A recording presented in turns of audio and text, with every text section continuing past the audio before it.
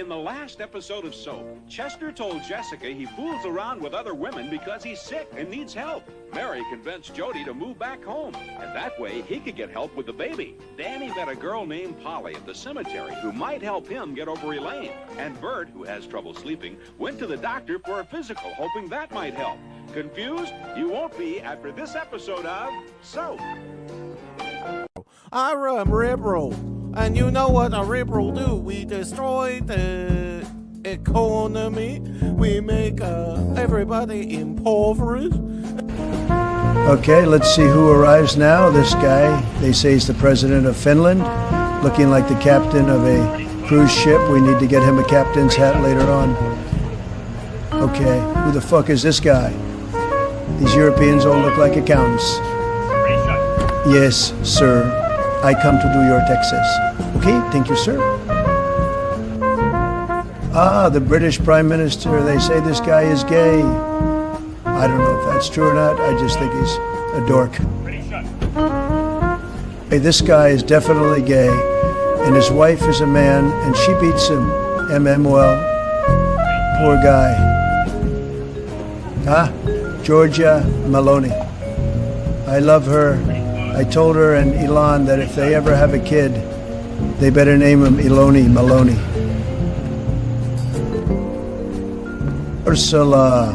I like that she calls me daddy. They all should when you think about it.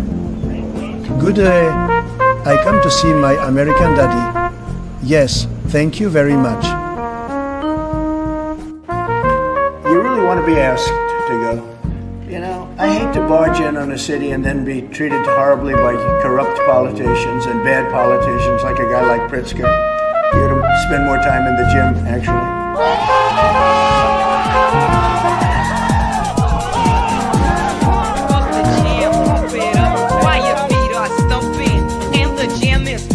Look ahead, the crowd is jumping. Pump it up a little more, get the party going on the dance floor. President Trump seems to have zero respect for me. He calls me fat. He calls me slob. He calls me Jay Beefy. He said I need to spend more time in the gym and less time eating donuts and getting fat. He keeps saying I got fired from the family donut business for being fat and eating all the donuts and shit. My family doesn't even have a donut business. And what's wrong with eating lots of donuts anyway? This ain't funny, and it has to stop now. And by the way, I'm not fat.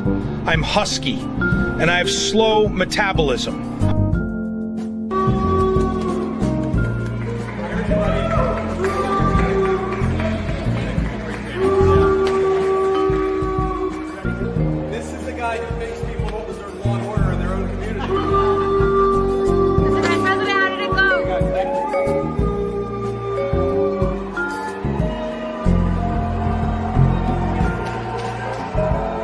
We seem to have breaking news. Apparently, the FBI has found the USB thumb drive they were looking for. Mr. Bolton was reportedly hiding it under his mustache.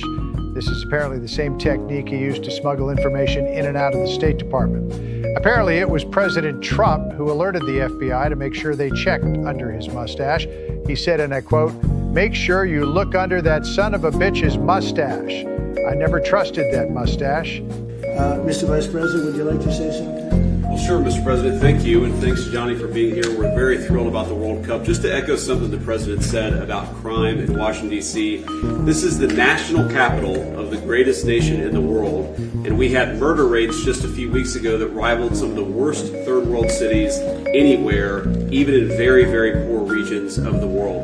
Why did we accept that? Why did we allow it to happen? We allowed it to happen because we had broken leadership in Washington, D.C., and unfortunately sitting behind the Resolute desk. What we have shown in just under 2 weeks of taking law enforcement seriously is that the American people can have their streets back if their leadership is willing to put in the time and the resources. Mr. President, you've shown in Washington, D.C. that we can have safe streets again. We've just got to have the political willpower to focus on the bad guys and to give the American people back their communities. We are focused on doing that thanks to the President's leadership. Thank you. Fact check him in real time. Last time at the first debate, we had millions of people fact checking. So I expect we'll have millions more fact checking because, it's just awfully good that someone with the temperament of Donald Trump is not in charge of the law in our country.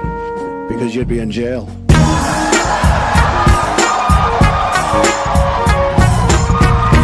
Thank you very much. Mr. President, what's your secret weapon? Cash.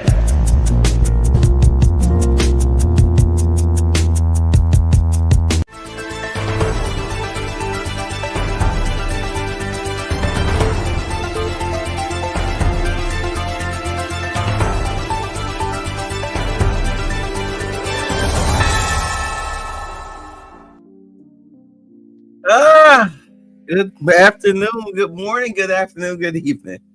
Wherever this video finds you, welcome to Tix. I know this is what happens when you go live. I hope you all had a good Labor Day 3-day weekend. I did a lot of barbecuing. Had a whole thing of chicken wings, chicken legs, chicken thighs, some Applewood sausages, links. Oh my God, them Applewoods. What's up, Simeon? Them Applewoods was amazing. If y'all never had them Applewood hot dogs, man, I'm telling you, go ahead, throw them on the grill. Those suckers are delicious. Woo, they delicious. Let's see. Oh, I also cut up had 6 pieces of damn it, not T-bone steaks. Was it porterhouse? Ribeye steaks. Doing all right, blood boiling. Doing all right. Yeah, I had the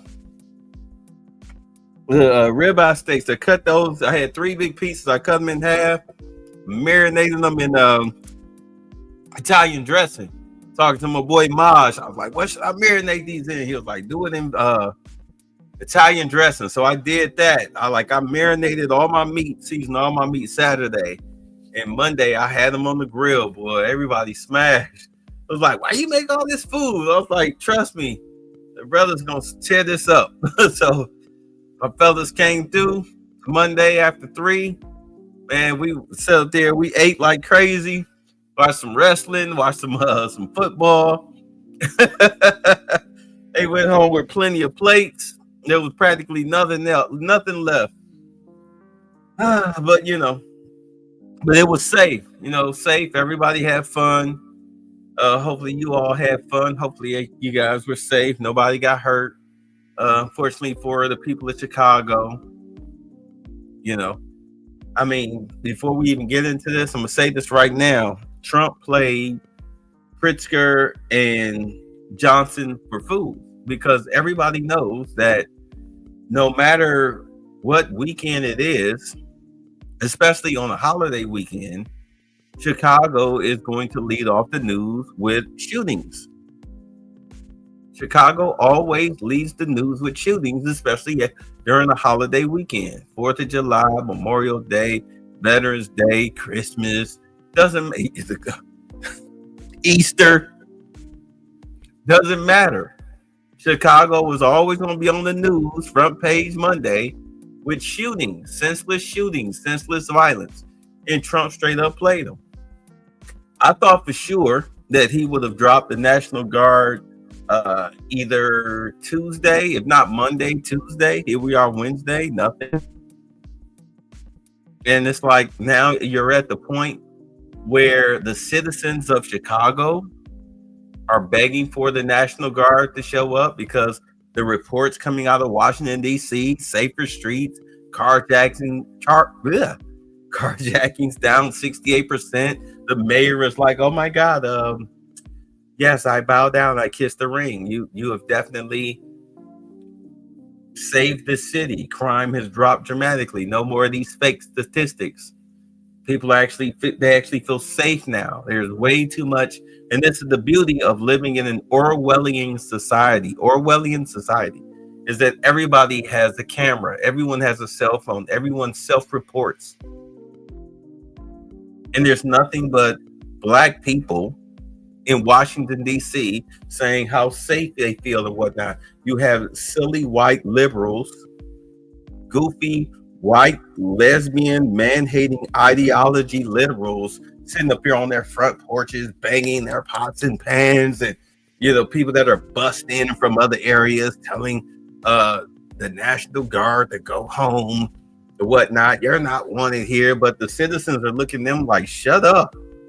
Shut the hell up. Like, I've never felt safer in my life.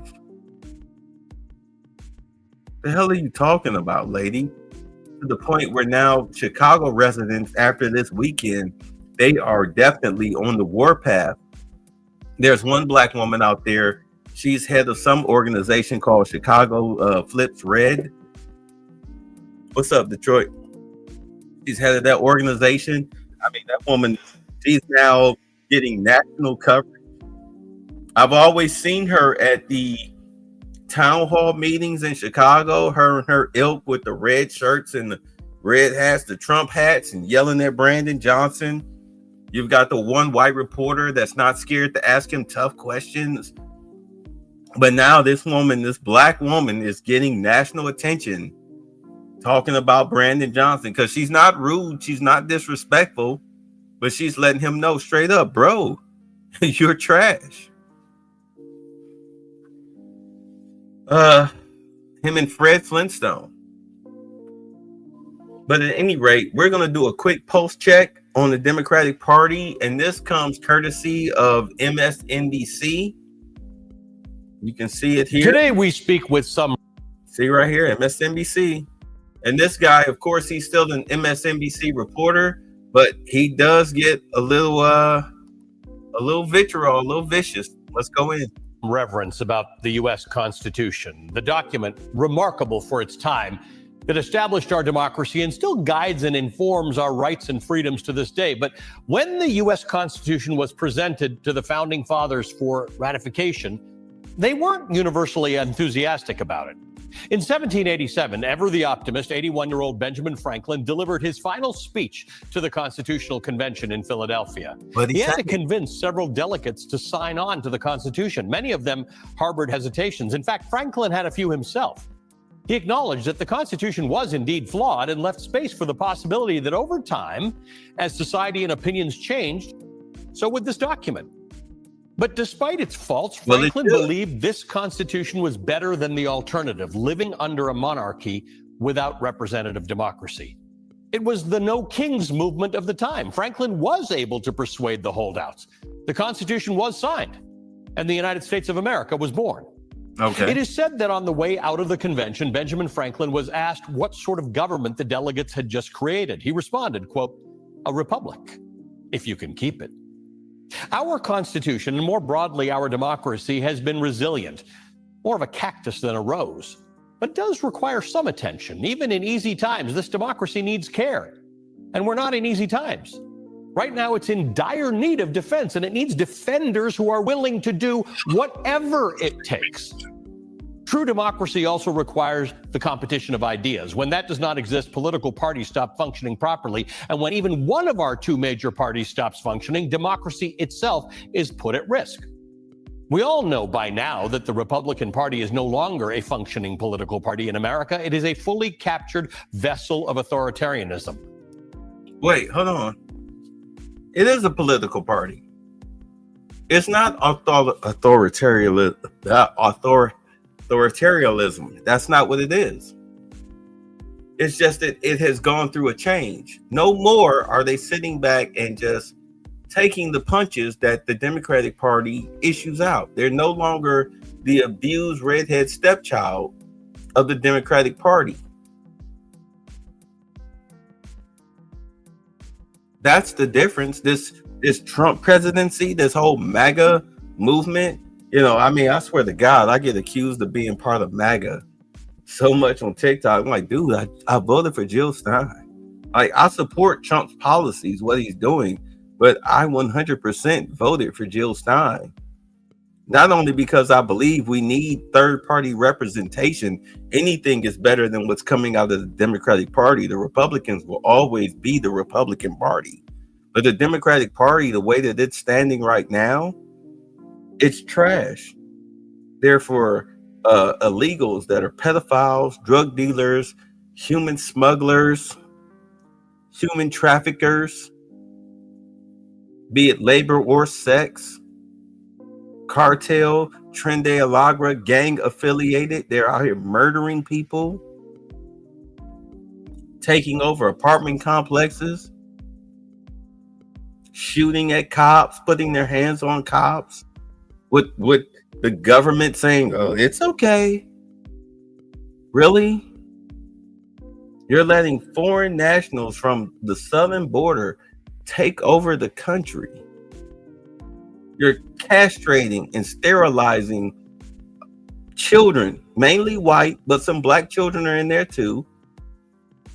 But you're sterilizing and castrating them to the point where they're losing their minds and now shooting up Catholic schools. Trust me, that one trans guy wasn't the first. There were several more before him, and he won't be the last. He won't be the last. There'll be a lot of Dylan Roofs coming up in the next few years, coming off of those chemicals that they pumped in those kids. Them realizing, oh my God, like that dude said, why did I brainwash myself into thinking that I was a girl? Like, it wasn't you, it was those counselors in your high school. They brainwashed you into that. And unfortunately, you had doctors, both psychological and surgical, going along with that. Those doctors need to lose if they don't go to jail, they definitely need to lose their licenses for what they did to those children. That was child abuse. We got 3.5 years to go. Trust me, that issue will be tackled. You don't run down and screw a couple of cows. You walk down and screw them all. Got plenty of time to go.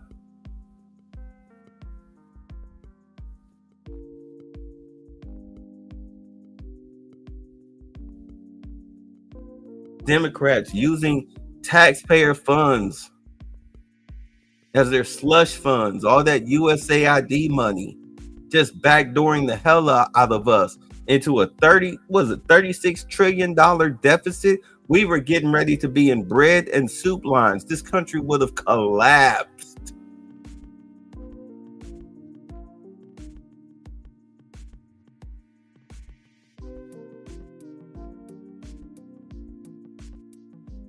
I know last year when I was stocking all my food and water, y'all were giggling and snickering. You had no idea how close we came to that actually being a necessity. Had Kamala won, we were screwed. It had any other candidate won the presidency, we were screwed. It took a shrewd businessman in order for us to be on the path that we are now. With the tariffs, most especially, with the tax cutting, with the trimming of the fat of all of these useless government programs.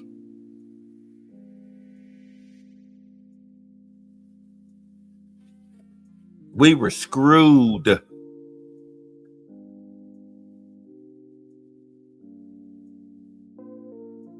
So yeah, MAGA, Make America Great Again, as much as the Democratic Party wants you to believe that it's un-American and it's racist, excuse me, they are putting America first, only without the racism.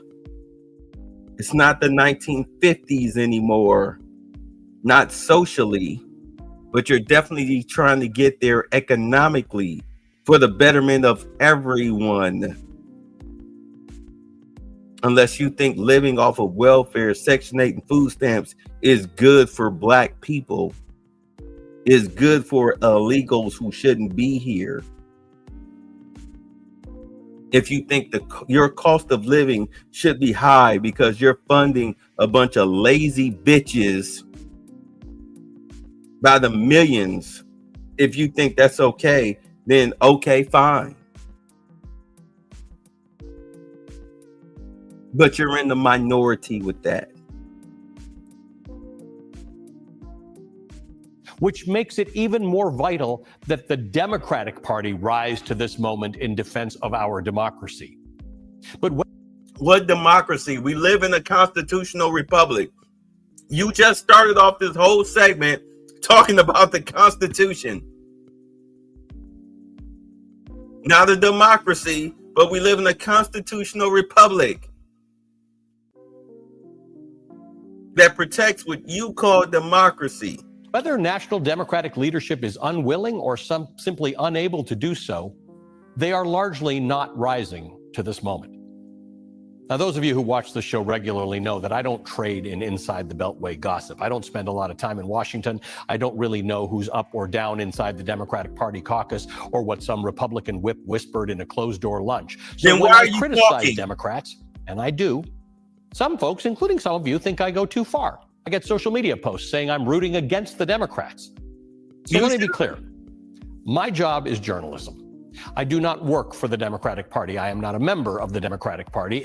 As he works for MSNBC. And I certainly don't do PR for the Democratic Party. As he works for job, MSNBC. The job of journalism is to bear witness on your behalf, to hold power to account on your behalf. Mm-hmm. And avoiding hard truths is not how you save democracy. Right now, one of those hard truths is that America has been badly let down by the leadership of the Democratic Party. Again, understand. Look, okay, let me break this down. Whenever they say democracy, all I hear is Democrats. When he says democracy, I hear Democrat. As far as democratic power, let's continue. And in my view, it's time for some of those leaders to step aside and to let people who are prepared to fight so hard that they might break something. Let the fighters step in and take over, because I see the fight, I see the energy, and I see the will. From who? Out there. From who? I see it in voters in Iowa who just flipped a Republican state Senate seat in one fell swoop on Tuesday. They ended the Republican supermajority chokehold on that state. I see it in Texas, where people fought tooth and nail against Trump-backed gerrymandering. You might say they lost the battle, but in my opinion, their actions will prove one day soon to have won the war. How?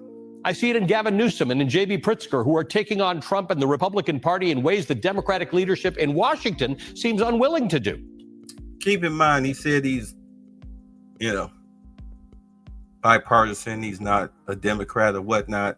But you've got Fred Flintstone here who, again, 50 plus shootings this weekend. We don't need a National Guard. This fool who, in all honesty, if I was Trump, I would run an audit on both of these fools, especially Gavin Newsom, as far as what has he done with federal funds. Remember that railway, all those billions of dollars spent, and they only did laid maybe 5 miles of track. I would run an audit. If he ran a forensic audit on both of these guys, as far as the state accounts, they'd both be in jail. They'd both be in jail. They'd both be in jail. I mean, he should be in jail just for what they did to the Palisades, him and Karen Bass. He should be in jail for the money that they gave out to the illegals. I mean, just for starters, not to mention what he did with his mansions. He pretty much did the same thing with his mansions that Letitia James did. Mortgage fraud. He committed mortgage fraud, and he's just a straight up thief and a liar and a crook and a scumbag. But carry on. I see it in Bernie Sanders drawing crowds of tens of thousands in his full-throated fight against oligarchy. I see. You mean his paid protesters with his 4 mansions and his private jets, and then this bartender whore? In Alexandria Ocasio-Cortez, who from the moment she was elected to the House in 2018 has never shied away from loudly speaking her mind and shaking things up. I see it in the 2 Justins who were expelled from the Tennessee state legislature for participating in a gun violence protest after a deadly mass shooting in their state. Yeah, these 2 fools. Y'all remember these 2 fools last year? Remember that trans guy in Tennessee shot up that Christian school? think he killed 6 people, 3 of them being children. The police went in there and popped him on sight. They're sitting up here the people of Tennessee, the legislatures in Tennessee were trying to calm down Billy Bob and Rufus from coming down from the hills and just bum crazy. And these 2 little goofy little fools running in there talking about trans rights and gun control. And they was like, get the hell up out of here. Got time for that. We trying to keep a mass execution from happening. We don't play that here in Tennessee. We're trying to stop that from happening, and you coming in here with your Black Lives Matter BS. Don't nobody want to hear that.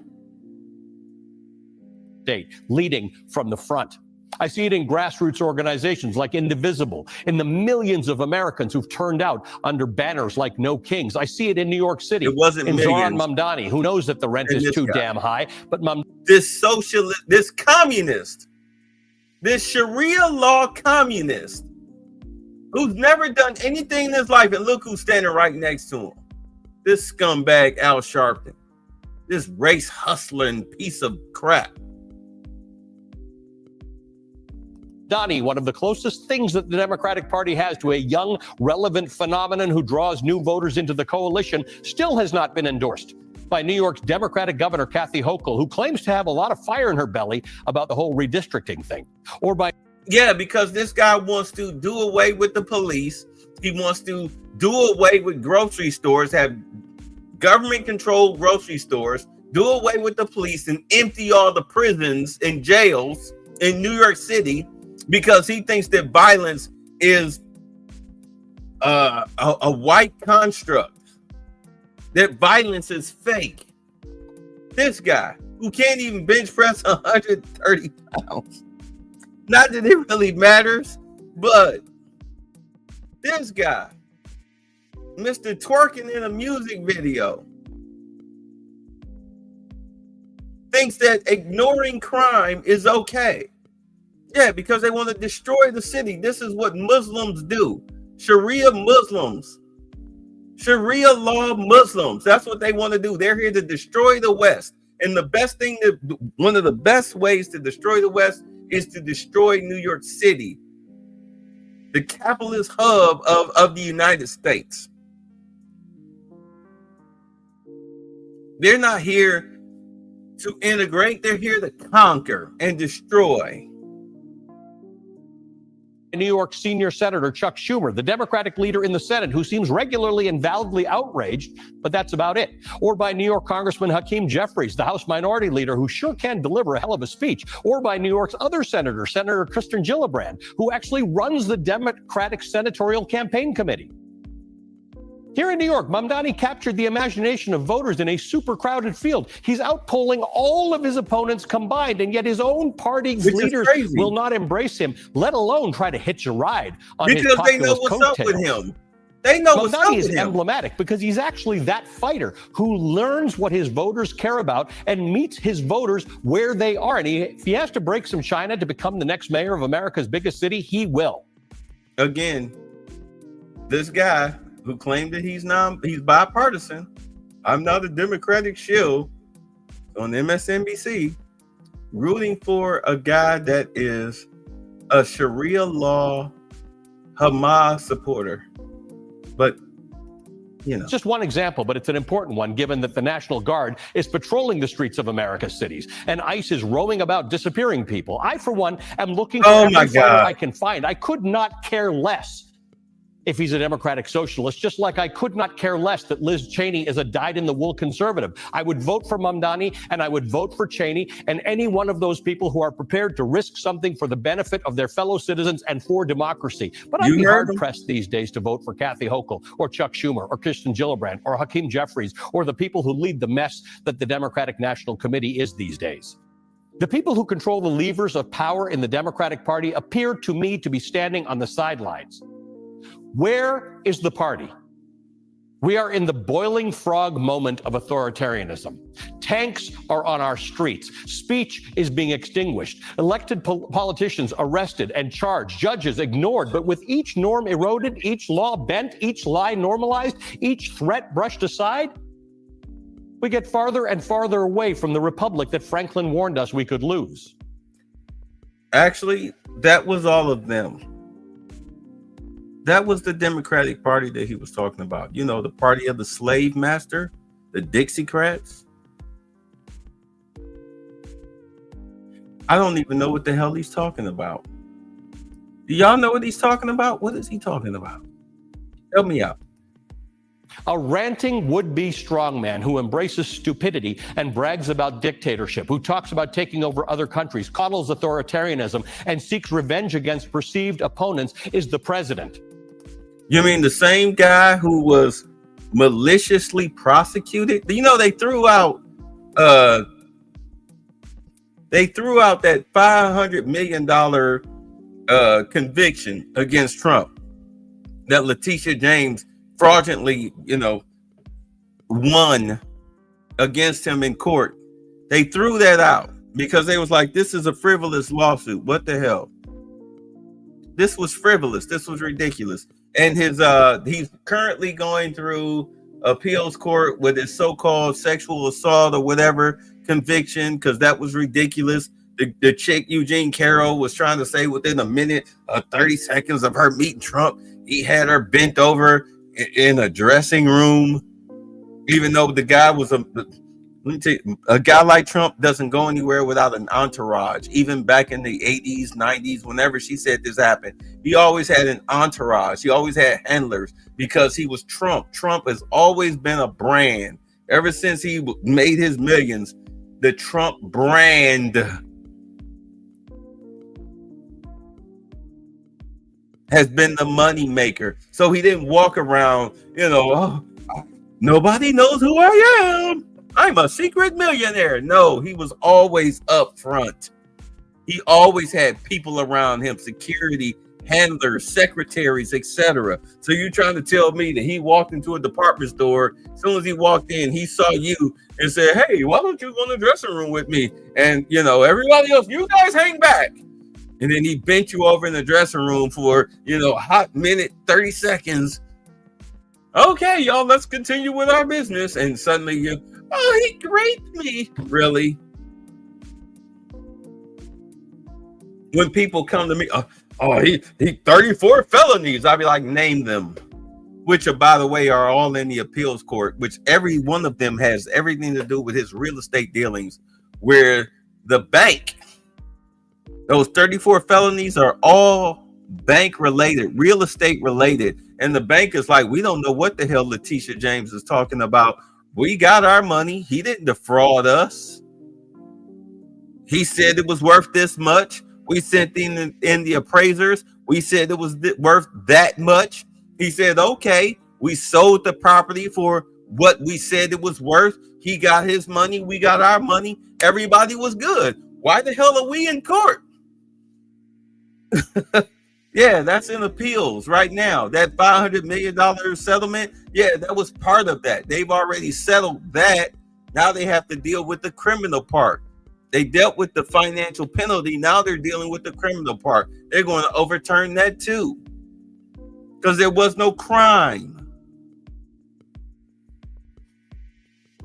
His unqualified henchmen surround him, and yet the leadership of the Democratic Party cannot seem to find the front of the battle line. Political leaders who think their job is to keep the government open and cut deals and make strongly worded statements to the media and on the floor of Congress are missing this moment entirely. Americans are begging for more, begging them to get off the mat and get back into the fight. So if you are a political leader in this country and you are not prepared to fight with both hands, you're not prepared to make good trouble, then perhaps you should step aside. What is he calling for? What do you mean with both hands? What does he mean with good trouble? Are you calling for a civil war? You bald. Try not to curse. Are you calling for a civil war? With your army made up of people like you. Because let's be honest here. Who runs today's Democratic Party?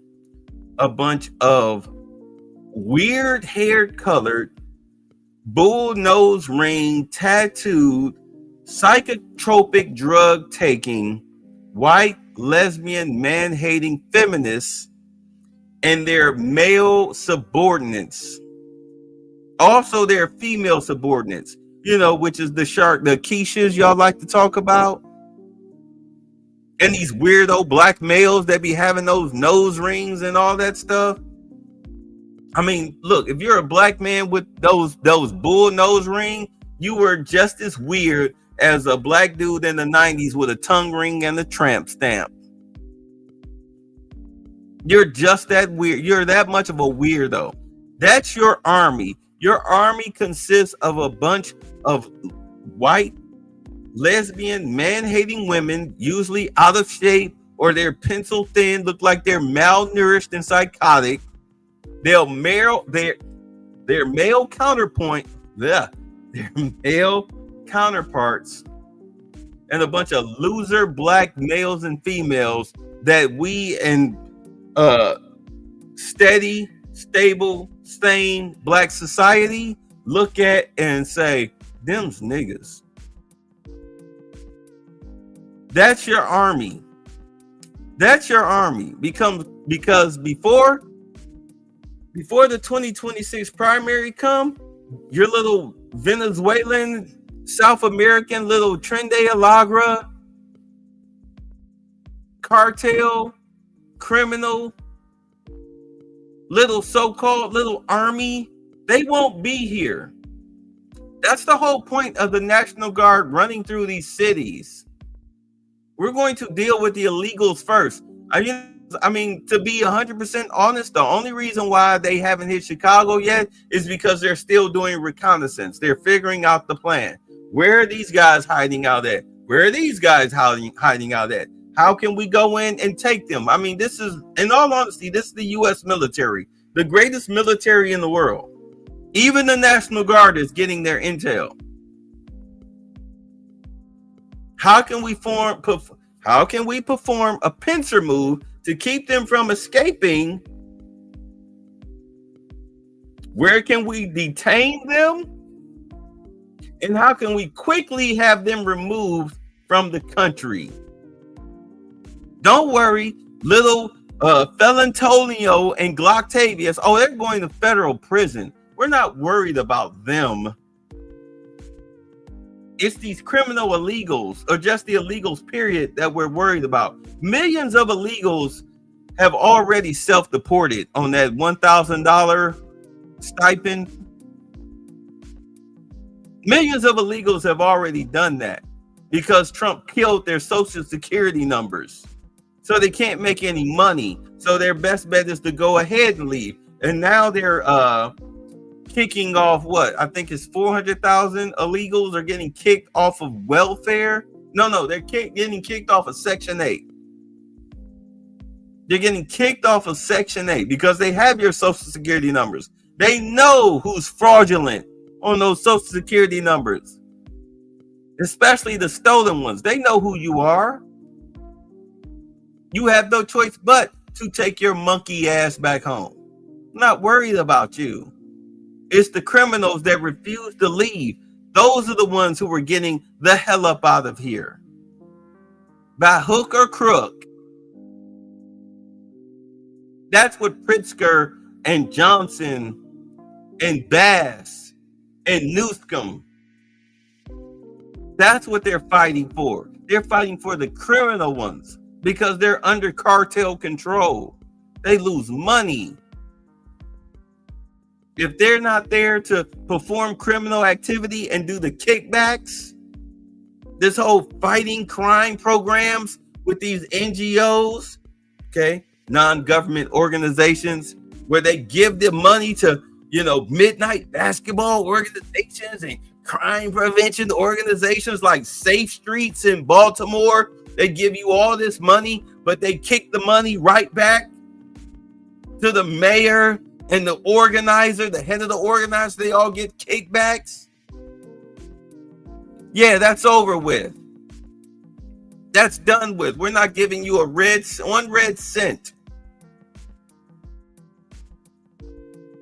You know how you deal with crime? Throw people in jail. That's how you deal with crime. No more cashless bail. Go to jail.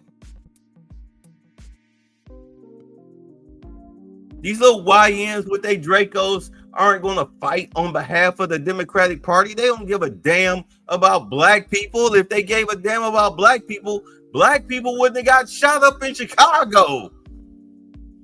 Black people wouldn't have got shot up and carjacked in DC. Black people wouldn't be getting attacked here in Atlanta, here in Baltimore, here, out in California, out in New York, out in Philadelphia, etc. Businesses wouldn't be getting looted to the point where they're closing. You think they're going to fight for you? You're insane. You're insane. This is why you lost the first Civil War. You really thought the slaves were going to fight for you. You know how so many of them dropped their guns or ran? Oh, there's a Union soldier. We give up. Can we get one of them blue uniforms? Thank you. I can't wait to kill me a cracker. I know just where to go. The Patterson Plantation. I'm going to kill him and his daughter and his son. I'm going to kill every last one of them motherfuckers. That's why you lost the Civil War. Cotton slaves and arrogance. It's the same situation. Nothing changed but the date and technology. You're in the same boat, still trying to fight another civil war that you will not win. The South will not rise again, you son of a bitch. And make space for those who will. For those who will show us that they can fight a bit dirty if that's what the defense of democracy takes. Because right now, that is what the defense of democracy demands. American history has given us leaders who met the existential threats of their time head on. Lincoln did not preserve the Union by managing the crisis. FDR did not confront fascism abroad or at home by splitting the difference. They fought. They broke the China. This is not a left versus right fight inside the Democratic Party. It's not whether Democrats should tack to the center or lean progressive. The choice before us is simply democracy versus authoritarianism. And where is the party is not a rhetorical question. It's the most urgent question in America today. If the answer is silence, then we risk Benjamin Franklin's 1787 warning becoming a prophecy. Is America a monarchy or a republic? It's a republic. If you can keep it, he said. So yeah, but the problem, look, I'm sorry. I know I'm going to get through it. Here's the problem, because me and my homie Mosh was talking about this. He was like, man, we need a two-party system. And I told him, I said, yeah, you're right. We do need a two-party system in order to avoid a monarchy. But the problem is that the Democrats they put themselves in this position to where they are so powerless. And it's because they put themselves in a position where they're so powerless that they have 100% or 98% lost the trust of the American public, especially people who were just moderate Democrats. Independents are not fucking with them, and neither are the Democrats. You know who's messing with the Democratic Party right now? The extremists. Left-wing extremists are messing with the Democratic Party. That's what, 10% of the population? To the point where they have to, George Soros and other like China and Russia and other little what they call dark money organizations have to bust people in to do all these protests. They have to pay people, paid agitators is what they are. They're not protesters. They're paid agitators. They have to pay people to agitate because they're not making any money. You got a lot of people, you have a lot of left-wing psychotics that are not employable. So they pay these people between $6,000 to $8,000 a month just to protest. They hop on a bus, They go from city to city to city. You notice, no matter what Trump do, there's always a protest. There's always a protest. These people are paid to do that. Paid to do it. Outside of that, they wouldn't get, trust me, if there was no money in it, there's no way in hell they would risk going to federal prison to call themselves opposing something. What Trump did, the Trump card that Trump pulled on the Democratic Party was beautiful, because you never should have tried to kill him. When they tried to assassinate him, it was over. I said, oh well, y'all remember, tried to kill him and you missed. When you go for the king, you better not miss. That was the last straw for him. Once he got into office, everything that they did, he immediately started reversing it. I mean, here we are, what? It is September, and he's what, 8 months, 9 months? He's not even officially 9 months in. You say uncovering dark money has been my pet project. Yeah, we're not even officially 9 months in, and he has done more than any other president we've seen in our lifetimes, especially Obama. Tearing everything down that the Democratic Party was doing, which was so anti-American. And as far as you say, this is why he came out during the RNC, the many man. Yeah, many men wish death upon me. Yeah.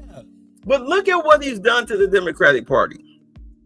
First, he took away their money by killing USAID, their slush fund money, dismantling the Department of Education, which wasn't educating anybody. It was an indoctrination camp on how little boys could learn how to suck each other's penis and how little girls could learn to rub each other's tacos together and then get sterilized when they were going through puberty under the guise of, well, you were just born in the wrong body. You know what I'm saying? Killed their money. Then he killed their media apparatus, not only by killing their money, but also by legitimizing people like me who do content like this on the internet. Of course, you know, the big fish are the ones who are eating, like Tim Wise and, you know, Officer Brandon Tatum, as we saw. All right, got these guys sitting, Benny Johnson, got those guys sitting in the media chair with Carolyn's crosshairs. They're sitting there. But yes, I'd like to welcome Officer Tatum. You get this first question. You know, I mean, you know, Republican or conservative media outlets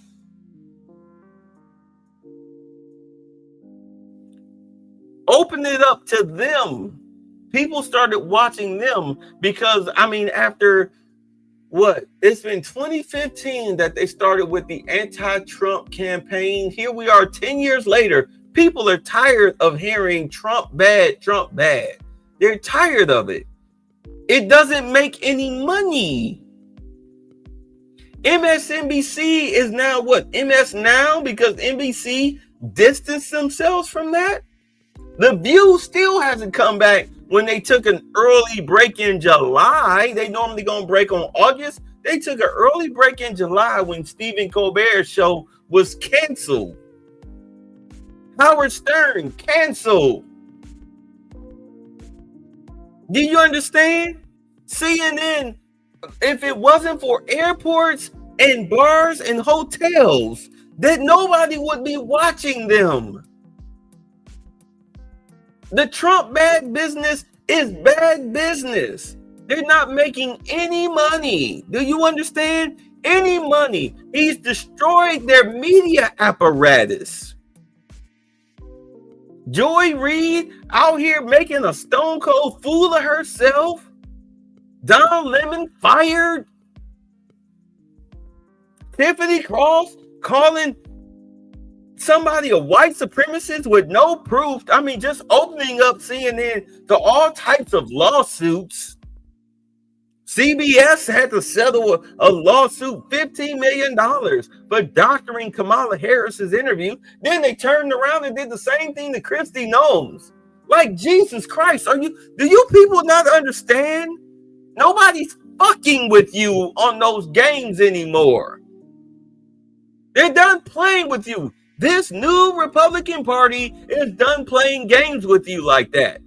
They're finally putting their foot where the sun doesn't shine, which is what they haven't done in a while. They've always been known as the soft party.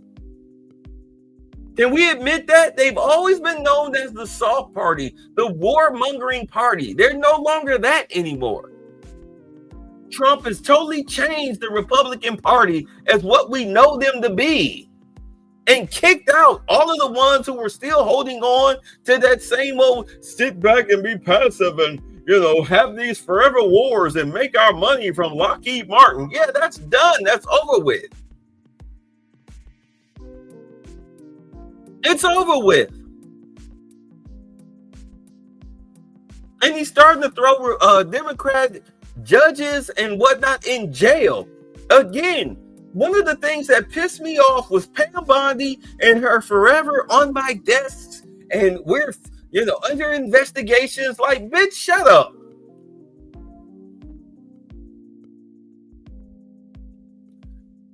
But now you've got Janine Pirro, who's now in there in Washington, D.C., and her whole mission is to take down Democratic leaders in Congress for their crimes concerning USAID, stealing money from the taxpayers. It just hasn't happened yet. They have to do a whole money trail, which shouldn't be hard, but they need hardcore evidence. They need people to flip. Do you understand? They need people to flip. If we don't get you, we're going to, if we can't get the Dons, we're definitely going to get the Capos. Remember, I said that last month when I took that break because of the whole Epstein thing. I said, okay, they're going after the Capos, but not the Dons. Well, Janine Pirro, she's going after the Dons. That's why she's there. You say Democrats open the door for lawfare and they're not liking it being turned on them. Exactly. Suddenly now, he's going after, he's got an enemies list. Didn't you guys have an enemies list? How many Republicans did you throw in jail and file fake charges on because of the Georgia election situation, which all of those cases were thrown out, and now Fani Willis is looking at going to jail herself for in-fine taxpayer funds being inappropriately used with your boyfriend, Nathan Wade. Because one of the people in your office wanted that white girl pussy and snitched, trying to talk his way into some puss. And she turned right back around and went right to the Georgia Supreme Court. Ain't this what you said to me, Leroy Jenkins? Trying to get into my silk panties. Got her all caught up. In case y'all didn't know, that thing with Fani Willis still isn't over. She still hasn't answered her subpoenas to appear. They gonna throw her ass in jail. But you know, you can't tell her nothing. Just like that Judge Christina Robinson down here in Georgia. Can't tell her nothing. Now she off the bench.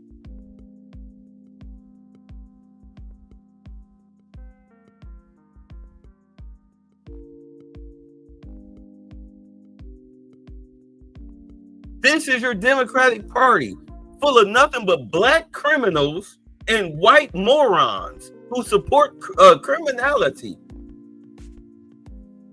Trying to use lawfare, supporting crime. Got your black lackeys like Brandon Johnson and what, that Michelle Wu out of Boston? That silly. Woo!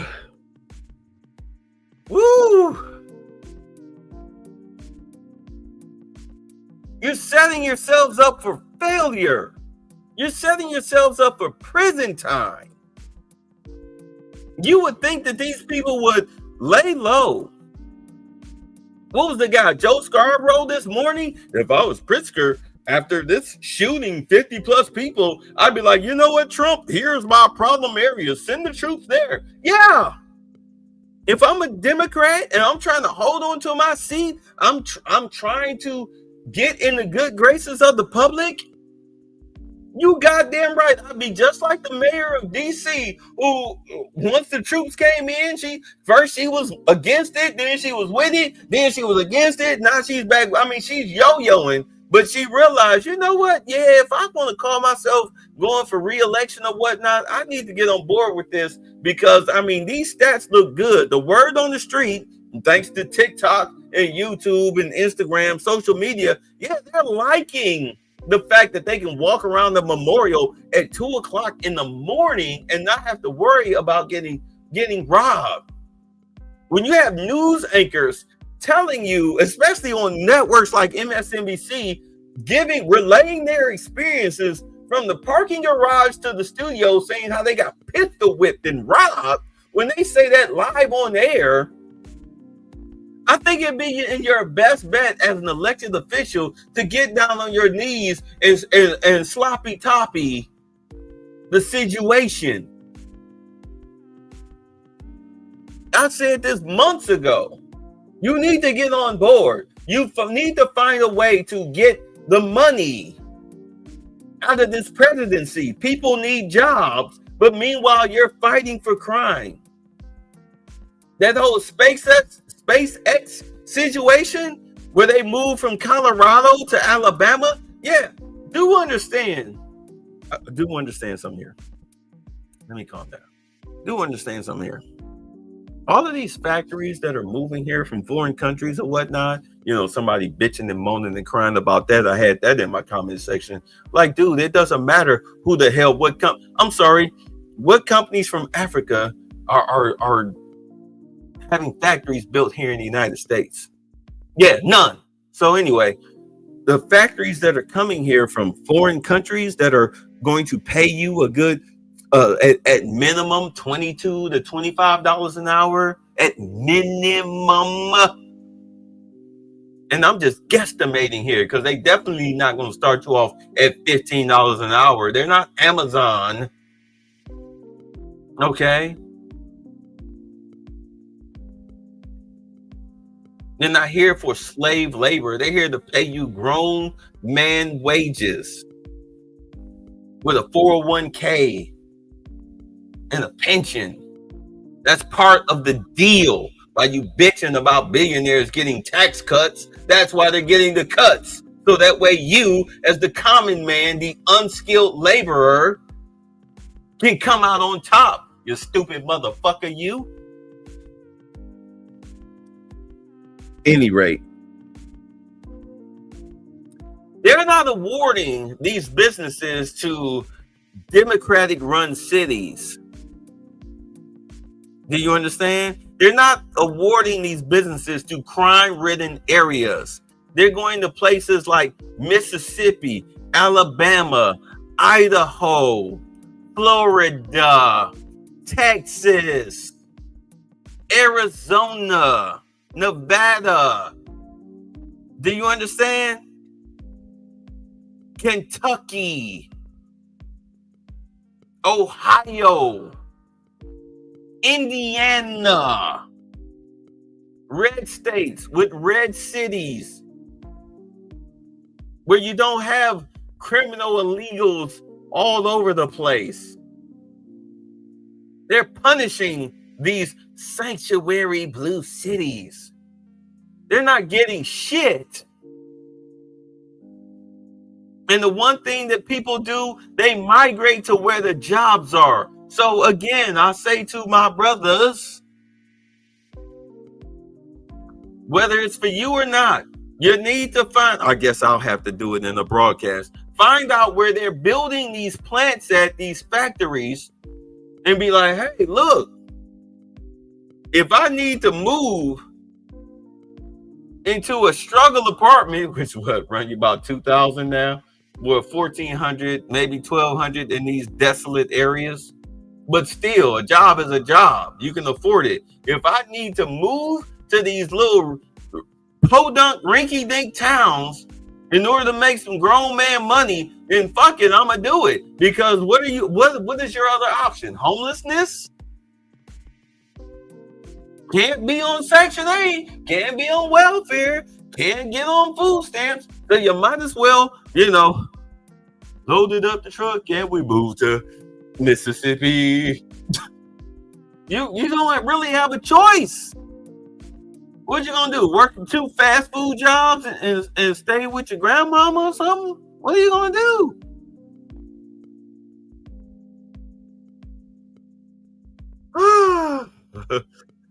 Yeah, LG, Google, etc. Clarkson, Tennessee. Right. Trust me, they punished Colorado by moving SpaceX to Alabama. They punished the hell out of them. You want to have illegals all in your city? You want to be a sanctuary city? Fine. We will take out billions of dollars in tax money and thousands of jobs. We'll pull them out of your state and put them in Alabama. We'll make Alabama a financial mecca for SpaceX. How about that? Yeah, nobody thought about that. Yeah, it blew your mind, didn't it? Trust me, a lot of these factories are going to red states with red cities. I'll ask again, where is the party? Is it in smoke-filled rooms of Washington waiting for the polls to turn? Or is it with the people who are already in the streets, already raising their voices, already demanding the fight? If the party won't show up for democracy, the people will.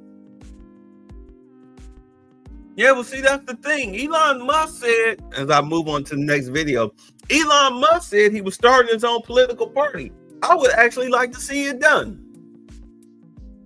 All he has to do is, in all honesty, if I'm Elon, if I was Elon, I would financially back moderate Democrats and Republicans who were American first. I think he's starting the American Party or something crap like that. Those would be the people that I would financially back. And all they have to do is echo and stick to whatever is best for America / talking points come 2028. 2027, 2028. We already know that J.D. Vance is a shoo-in to be the presidential nominee, and 98%, hoping he survived. 98% the next president of the United States come 2027, 2028. We already know he's the shoo-in. Trump got him sitting in on cabinet meetings and meeting with dignitaries and all of this stuff, and he's just sitting there. I mean, you saw the first time he sat there with Zelensky, and he pretty much kind of bitch slapped him.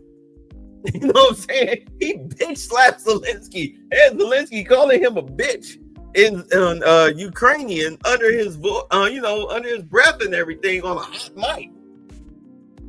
He wouldn't dare say that to Trump, but you say it to the VP. Well, eventually that VP is going to be the president.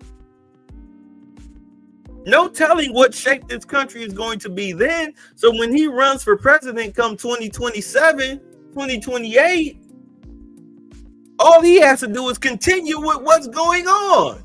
Just keep, we're going to keep this going. We might open up this a little bit more. We might be a little softer on this, but we're going to stick with it. We're going to stick with it. You really think Gavin Newsom or J.D. Pritzker or AOC or Jasmine Crockett got a chance at the presidency in 2028? Are you dumb or are you stupid? You kidding me? You kidding me? Are you kidding me? Especially with more and more black people waking up to the BS. Waking up to the BS, realizing, you know what, damn, this is a good thing. If you're a black person and you vote Democrat, you are completely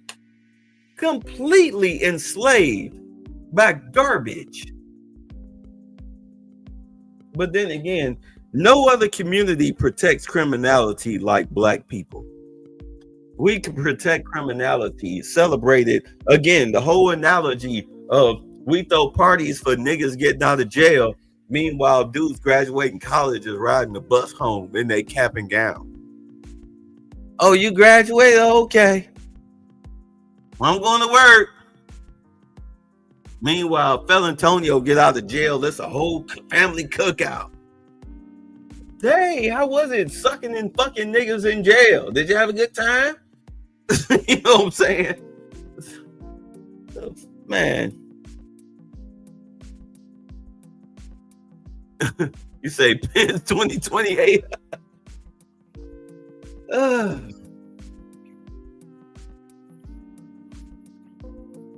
Got my blood pressure up.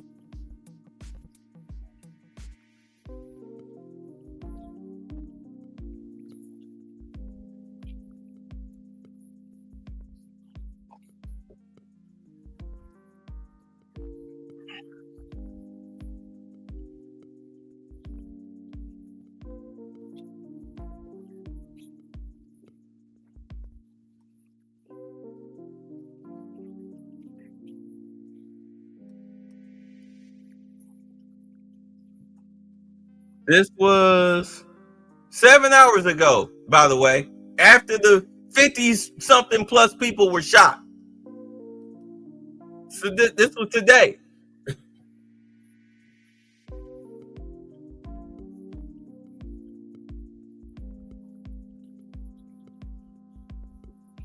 Let me guess, give you some money.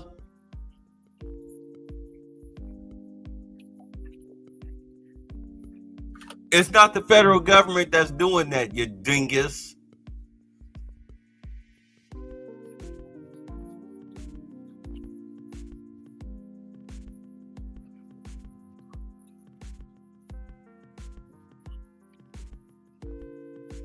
But yet still people start still getting shot.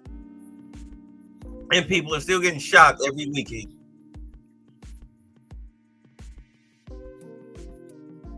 And you're understaffed.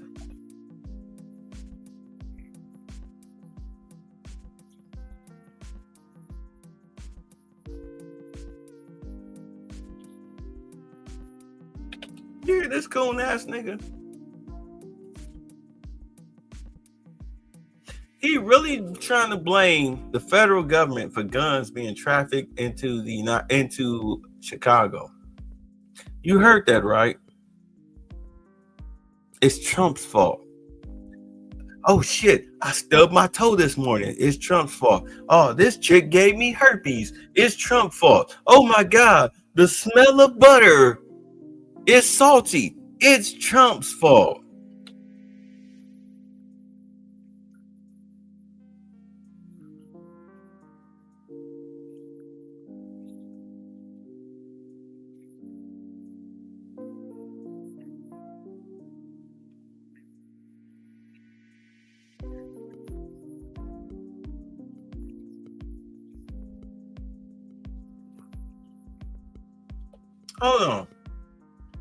Hold on. You know what? Hold on.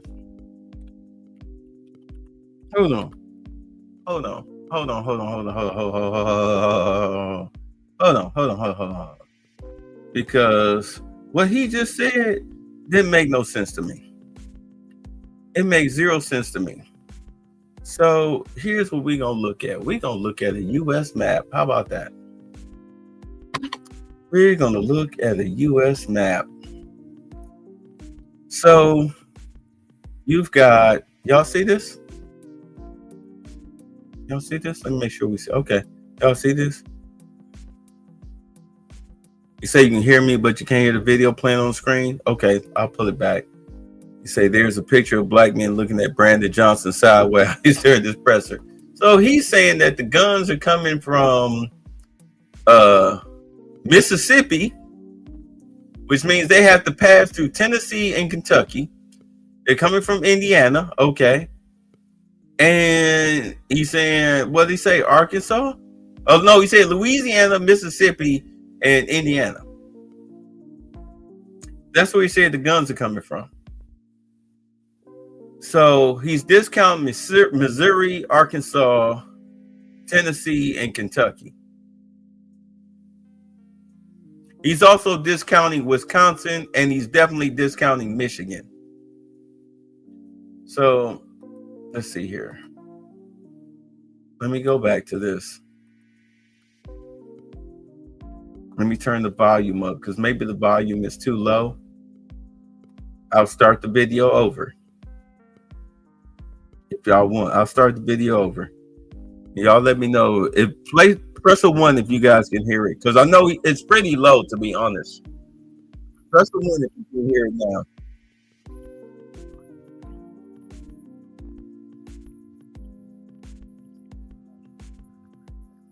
Can y'all hear that?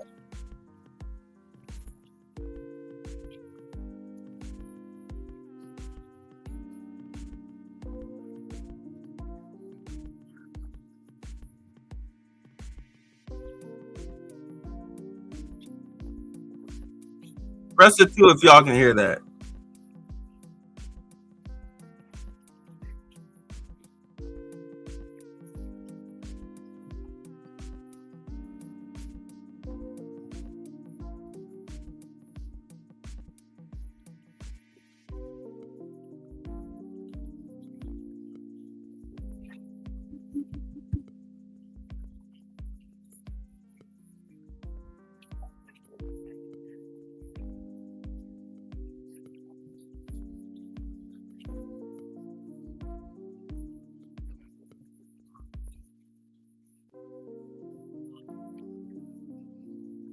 And you've been in office for almost 3 years, right?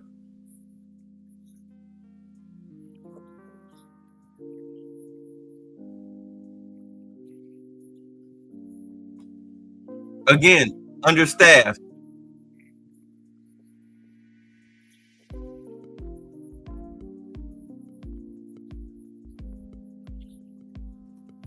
Again, blaming the president for his own failures.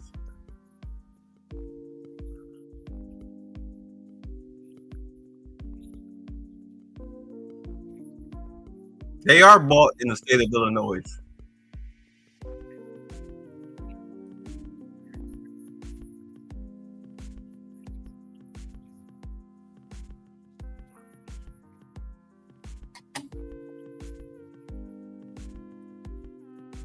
Damn, y'all can't hear that? I'm sorry, man. What's up, DeCarlo? I don't know why y'all can't hear this. That's weird. All right, hold on. Let me do a reboot. Let me do a reboot of my StreamYard. So hold on a second.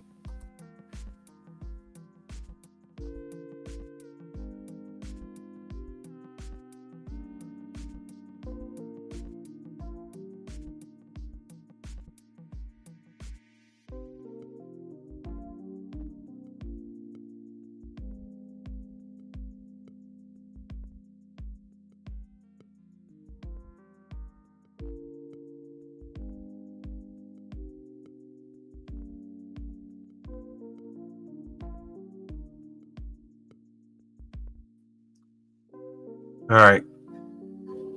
All right. For 24,000.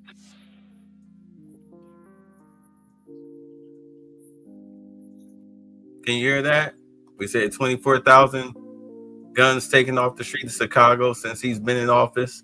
Keep in mind, he's been in office for 3 years, but yet you still have gun crime.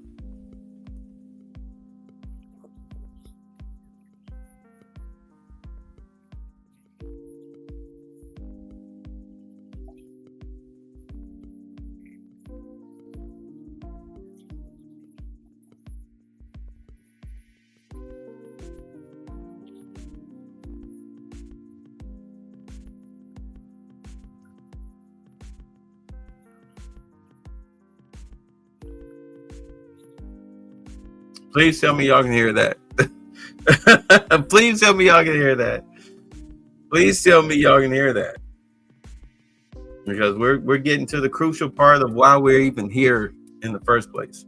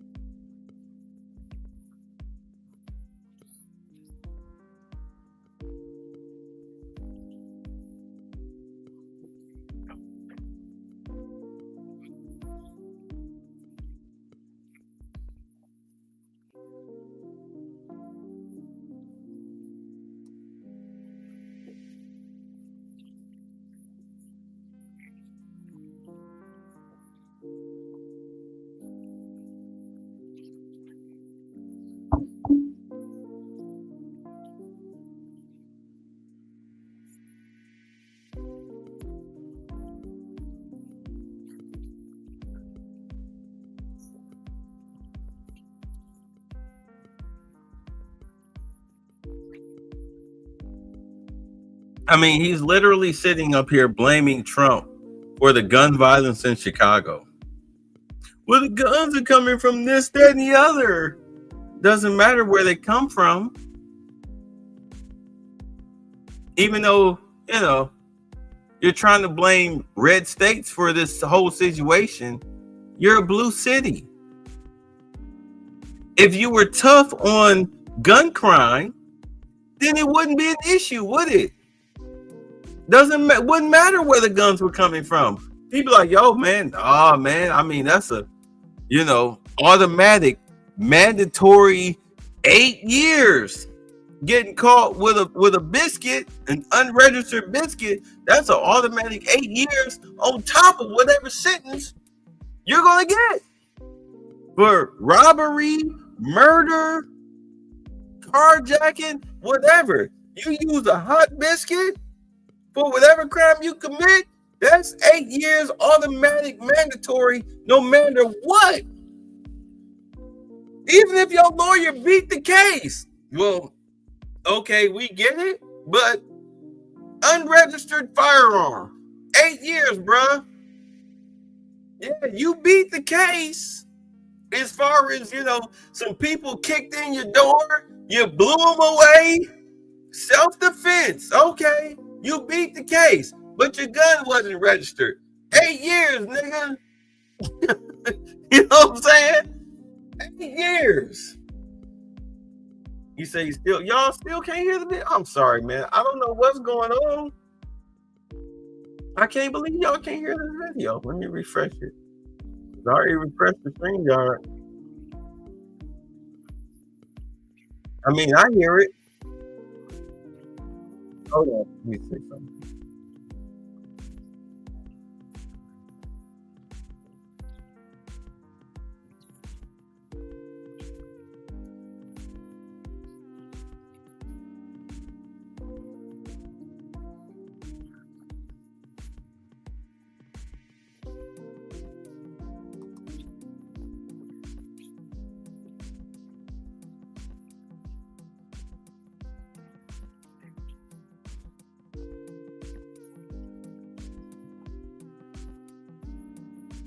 You hear that now?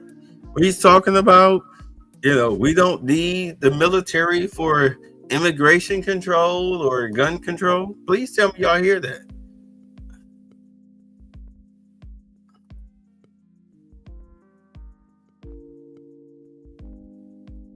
Because I hear it just fine.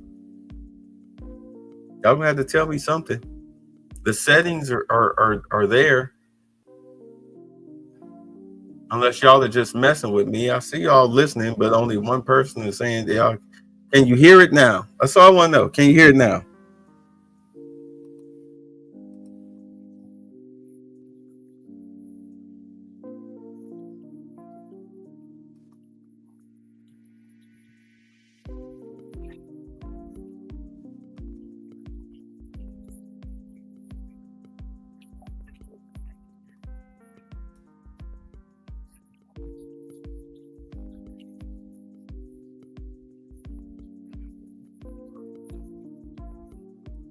I don't know what to tell y'all because it's there. It's there. There's no difference. You heard the last video. I don't see why you hear this. But, oh boy, y'all are killing me. Let me skip. At any rate,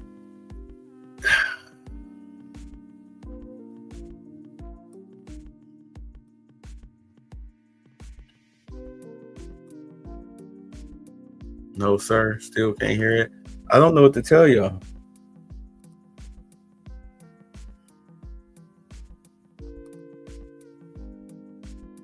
The mic is there. Hold on. I'm checking my settings. I mean, you can hear me.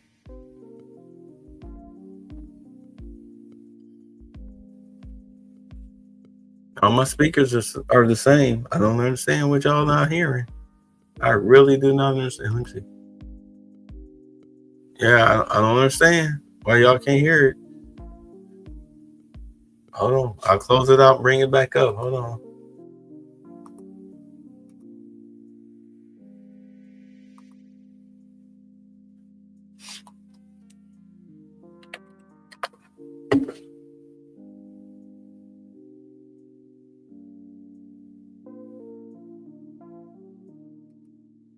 Oh, there it is.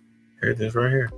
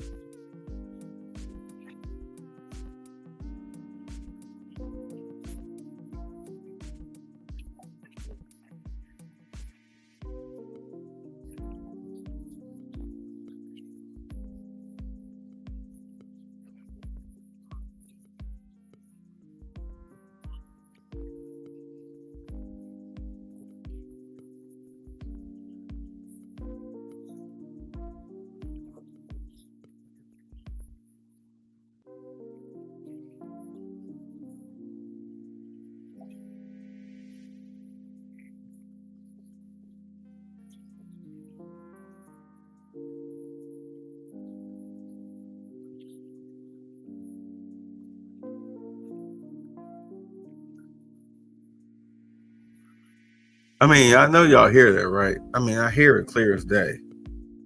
Even though it's literally coming through my microphone. There's no way in hell y'all don't hear that. That's ridiculous.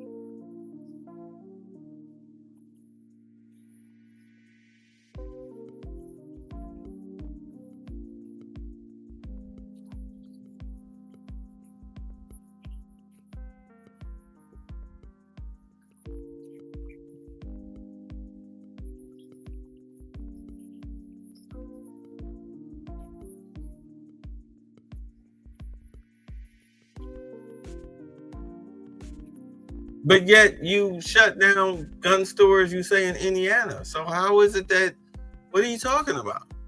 How did you do that?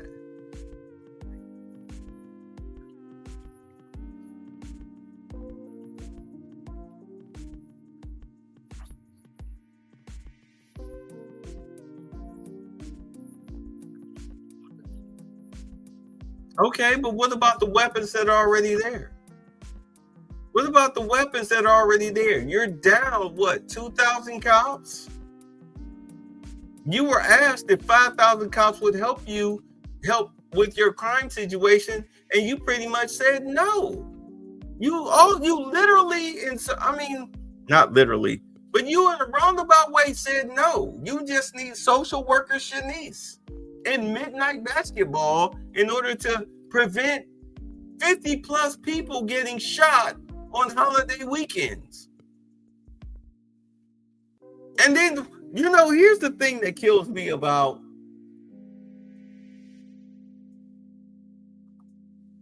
you've been meaning to comment, you can't hear it either. It's got to be StreamYard, but I don't know what the hell to tell y'all. I mean, I done reset this and everything. Here, I can try it again. Let's see, stop screen. Bring it back up, share screen. I mean, I've already done the reset. The audio tab is cool.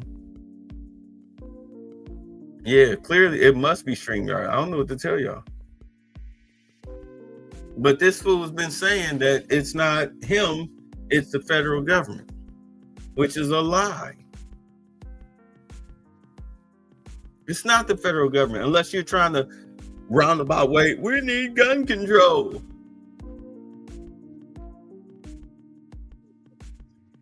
That's a cop-out. That's a cop-out, because without guns, we would be like Europe. Y'all would let these South Americans run around and have these little rape gangs, sex trafficking gangs, and all of this stuff. This place would turn into a third world country overnight if it wasn't for guns. But I digress.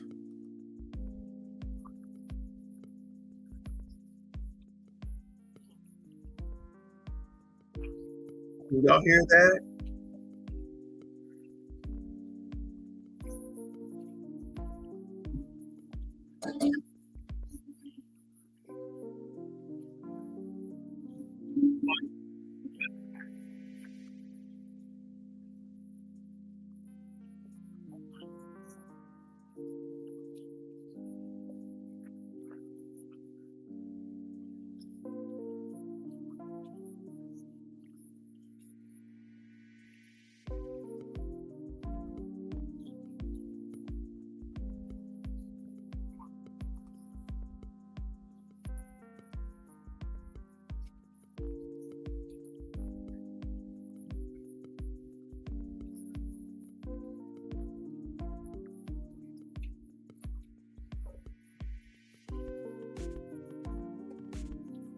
Dude, if they're illegal, they can't be here.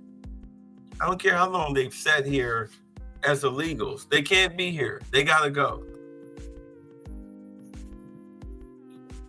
They don't make your community stronger.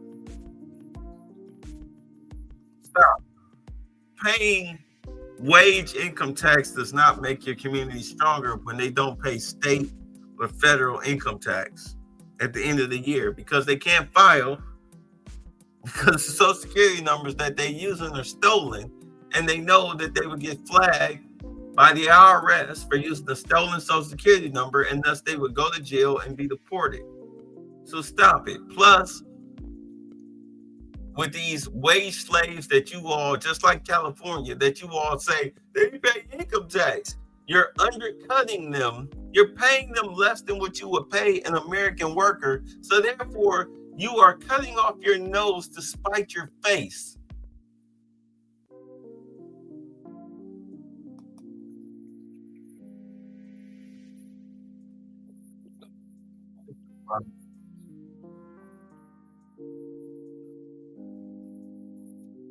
I don't know what it is. I can reset it. Hold on. I'll reset it. But I don't know what it is. It's got to be StreamYard. Hold on. I'll reload it.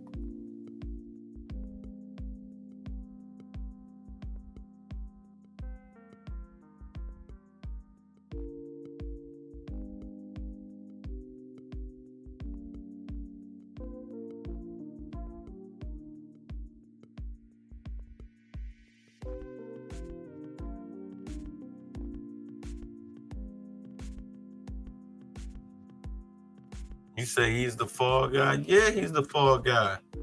That's why I call Brandon Johnson, he's a certified coon. Brandon Johnson is a certified coon.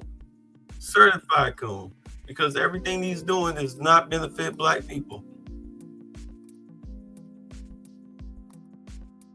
Y'all got to be quicker on the draw too. I mean, we're halfway through this damn video and y'all like, I don't hear it. I'm halfway through it. Say something immediately. Work with me here. I want y'all to have the best with this. Let me check my settings. All my settings are set. You guys got to work with me here. I want y'all to have the best experience. I'm not trying to be mean or whatnot. I just want y'all to have the best experience possible as we go through this. I don't have any other tabs open except for this. Wait, let me close these other Googles out. Okay. Let's try it again. The president allows hundreds of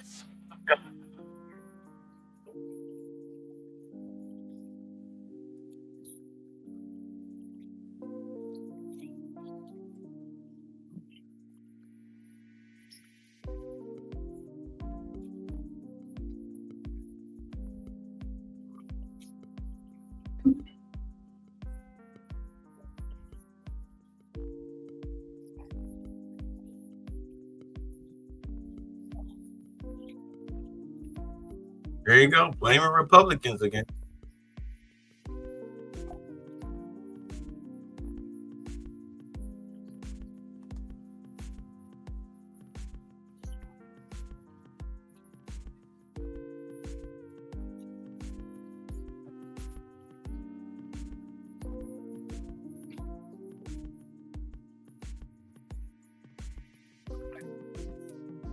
We still had 50 plus people shot.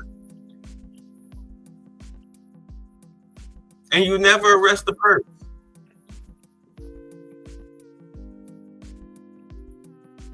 And we still don't hear about you arresting the person. We still don't hear about you arresting the person.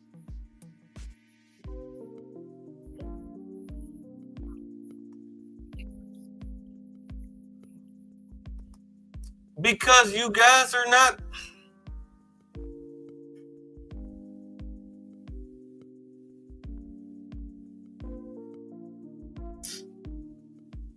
You cut $468 million from your ATF budget because that money goes right to the state, and you guys turn around there and pocket the money.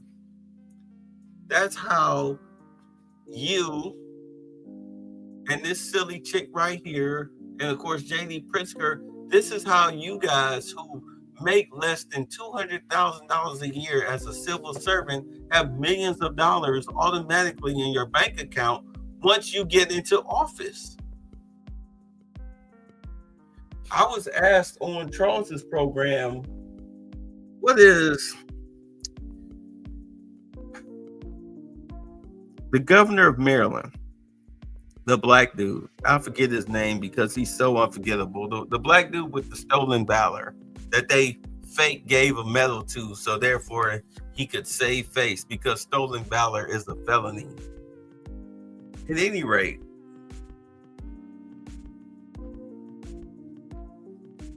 Charles asked if you could ask him one question, what would it be? And my question was, could you survive a forensic audit from the IRS? That's my question to people like Johnson and Pritzker. Can you survive an IRS audit, a forensic audit by them? Can you survive it? Because we already know the answer is no, because we find out exactly where your money is coming from. I mean, we're living in the age of blockchain. We're living in the age of blockchain, which means we can easily trace where the money is coming from that's made you multimillionaires. Jasmine Crockett, AOC, Ilhan Omar.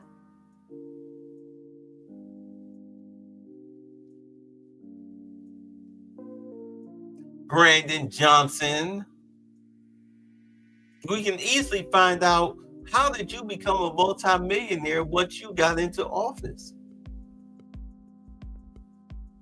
On a less than $200,000 a year salary.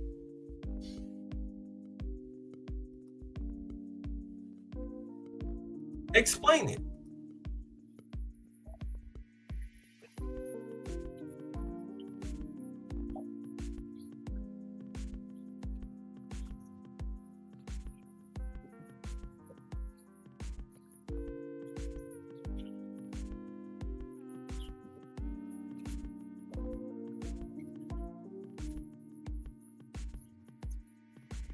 So basically, it's Trump's fault.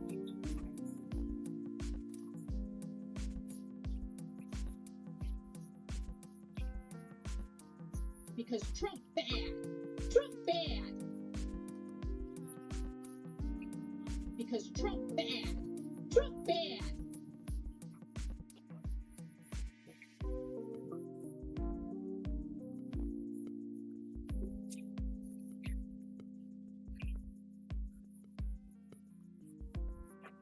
Because Trump bad. Trump bad.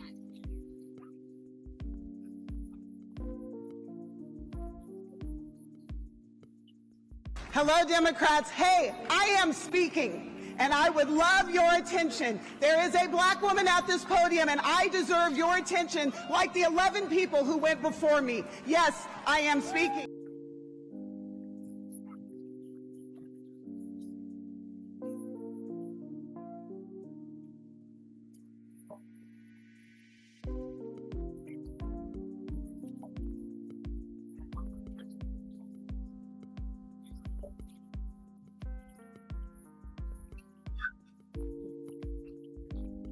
Oh dear, I seem to have spotted a cunt.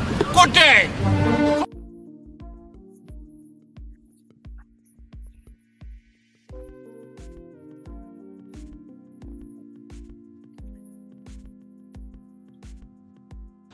I am not here to debate with anyone.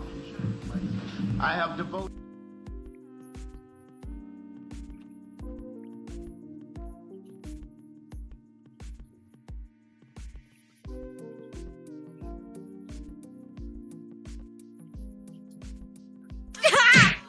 Stop! He's already dead.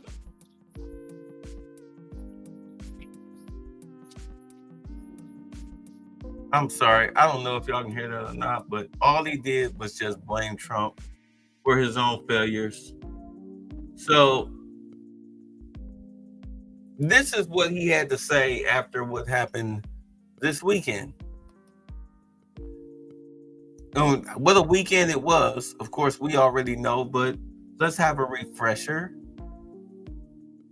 I hope you guys can hear this. A deadly Labor Day weekend in Chicago as President Trump continues to set his eye on the city, threatening to send in the National Guard as early as this week. At least 52 people have been shot in Chicago over the Labor God, what are you doing? Labor Day weekend. 7 of those victims died. The violence included 3 mass shootings that happened at Haddon in California, in Chicago's Humboldt Park neighborhood, and 2 in Chicago's Bronzeville neighborhood, 35th and State and 36th and Cottage Grove. ABC 7's Jasmine Miner talked to people in Bronzeville about concerns about 2 mass shootings happening within 48 hours. Many here in Bronzeville describe the neighborhood as on the come up, and they say they're not going to let the violence stop the positive work they're doing. For one woman, that means keeping kids healthy, active, and on the field. We're gonna push through because it disservices the kids. Alexis Hawthorne, owner of the top-tier university football youth program, says even gun violence won't keep her from serving kids in need. Their practice comes just a few hours and down the road from a mass shooting early this morning. 5 people were shot near 36th and Cottage Grove near Ellis Park, including a 17-year-old who is in critical condition. At the end of the day, to have one person that was critically injured and 4 folks in the hospital, whatever the situation was, it was senseless. It is the second mass shooting in Bronzeville in the last 48 hours. The other happened on Saturday night near 35th and State, where 7 people were hurt during a drive-by. Those like Alderman Pat Howell are taking action, telling ABC 7 in a statement, "I have long asked for additional police manpower to deal with large illegal gatherings and pop-up parties that routinely occur throughout the Bronzeville neighborhood." It follows Mayor Brandon Johnson signing an executive order this week to avoid the Trump administration from sending the National Guard into the streets of Chicago. Us as people, we can come together and fix it out on our own. We don't need no one to come here and,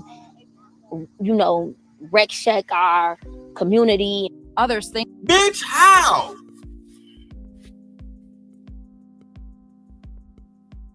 I want to ask this. Please explain to me why Black female Democrats Democrats in general, but mainly black female Democrats, why do they support, condone, cheer on, and protect black criminality? Why do they do it? Why is criminality considered by black people as a positive and as a positive part of black culture? Why is criminality considered a positive part of criminality in our culture? Why is criminality considered a positive part in our culture? Why is criminality considered a positive part of our culture? Why is criminality considered a positive part in our culture? I've asked this question 1,000 times and nobody can freaking answer it. Why is criminality considered a positive part of our culture as black people?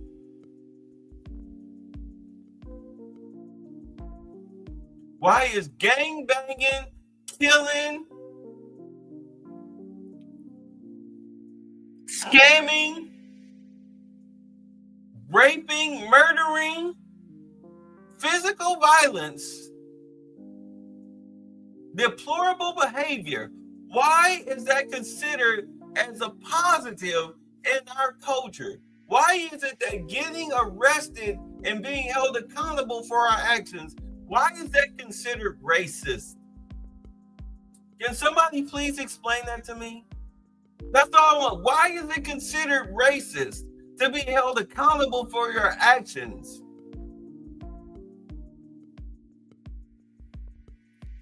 I think the troops could help. I got kids, and I want to see the community better. I run every day out here. I exercise out here. So for the street to be safer, I think it's really good. But Hawthorne says her football program does just that. Teaching kids a healthier way to have fun. We're going to do whatever it takes to make sure that these kids have somewhere to come. Alderman Lamont Robinson tells ABC7 that Chicago police do have one person in custody from the shooting this morning. Just one person in custody from the shooting.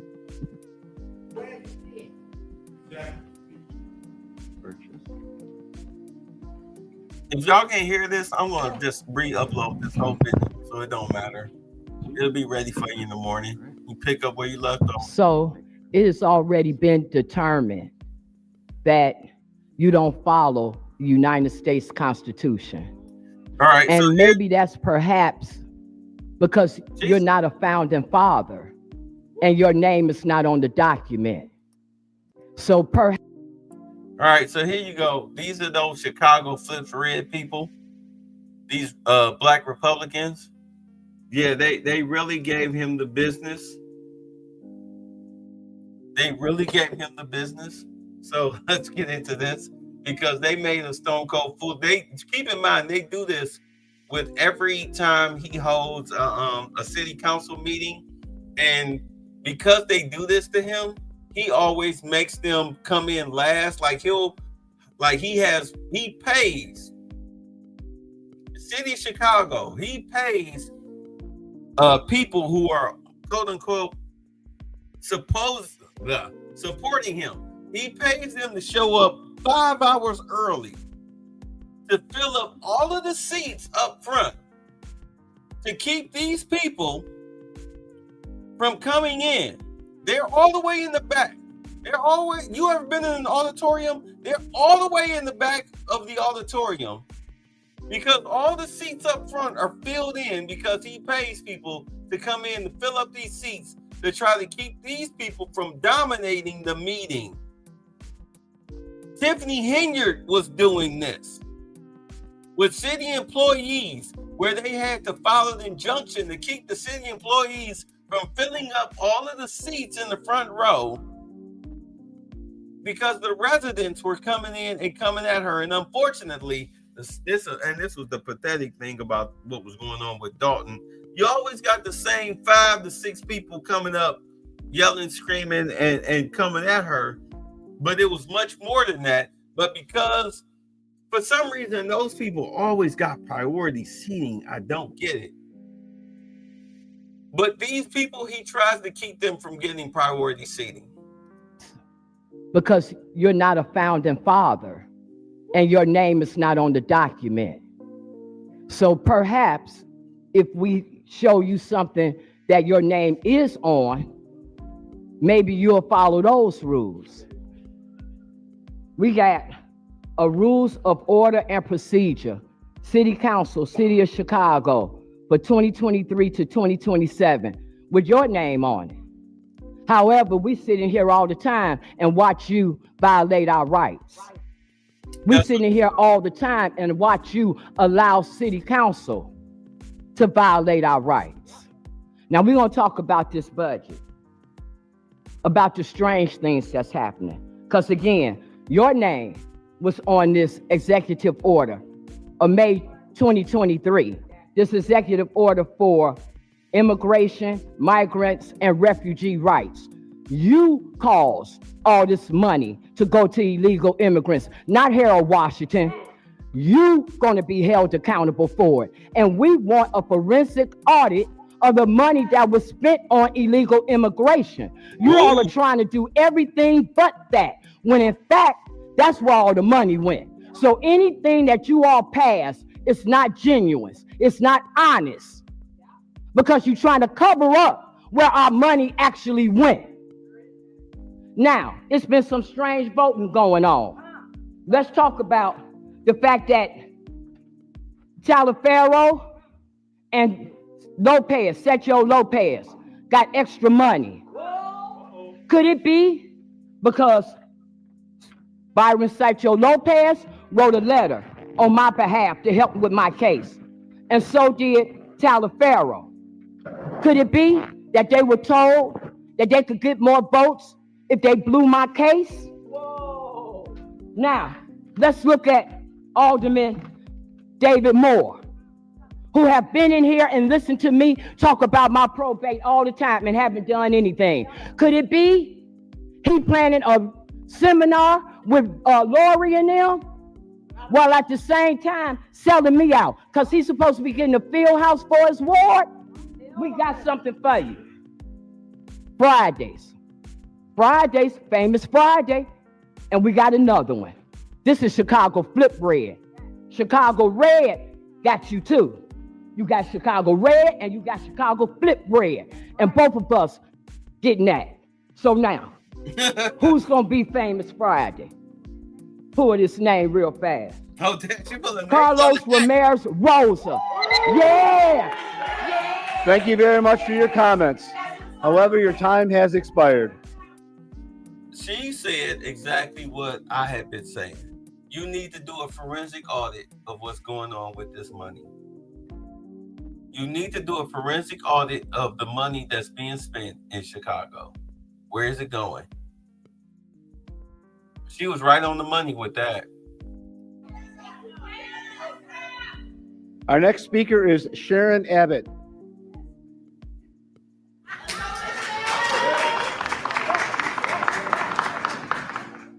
Brandon Johnson, first of all, I hate to break your heart. I didn't vote for you. I'm a lifelong conservative. Nevertheless, your job is to represent all of the people of Chicago and not your own personal interests. On May 15, 2020, you took your oath of office and solemnly swore to support the Constitution of the United States and the Constitution of the State of Illinois, and that you would faithfully discharge the duties of the office of mayor to the best of your ability. The U.S. Constitution, Article 4, Section 4, states that the United States shall guarantee to every state in the Union a Republican form of government and shall protect each of these against invasion. The preamble of the U.S. Constitution states that we, the people of the United States, in order to form a more perfect union, establish justice, ensure domestic tranquility, and provide for the common defense. Likewise, the Illinois Constitution reiterates that the people formed our government with its primary role being to ensure domestic tranquility and provide for the common defense. Brandon Johnson, you violated your oath of office. You have not supported the U.S. Constitution nor the Illinois Constitution. You have not protected the people of Chicago from invasion nor ensured domestic tranquility. You have also ignored the Declaration of Independence, which declares that governments derive their just powers from the consent of the governed. No one appointed a monarch to rule over the people of Chicago. Rather, as mayor, your duty is to serve the public, and you are bound by the parameters of the Constitution only to act by the consent of the people. Members of City Council, you likewise took an oath of office to support the U.S. and Illinois Constitution. You are also bound by the parameters of the Constitution only to act by the consent of the people. He hear it, but he don't care. He's a low IQ racist. He's a Democratic shill, a Democratic puppet. He is a coon. He's a coon. He don't care what you say. That went in one ear and out the other. Everything that these people said went in one ear and out the other. But I mean, the only thing that I agreed with was when the black chick, as far as what was played, only thing I mainly agreed with is that they need to do a forensic audit of where the money went. And in all honesty, Jeanine Pirro, that's where she is going to nail a lot of these Democrats. I mean, I can run through this, and I'll run through the rest of this on my Patreon in the paid section. It's only $5 a month. But I'm going to run through this in my Patreon. The rest of this in my Patreon on the paid section. But I mean, we're 3.5 years in. This party is going to hell in the handbasket, and it's only their own faults to blame because they refuse to do the right thing. They refuse to do the right thing. They have betrayed the trust of the American people, the people that they're supposed to represent. That's pathetic. That's pathetic. You are literally taking money from foreign governments and nationals in order to destroy, really, let's be honest, they're the ones that are really assaulting the Constitution of the United States. I got into an argument with some idiot on my TikTok talking about, the funny mustache guy in 1933 Germany. Germany was a constitutional republic. Like, no, they weren't. No, they weren't. There was somebody running for office trying to take control of Germany, and they weren't necessarily a constitutional republic. They were a constitutional democracy, which is an oxymoron. But who wound up going into power? Yeah, the SS. Anything with socialism in it is a bad omen. Any socialist party is a bad omen.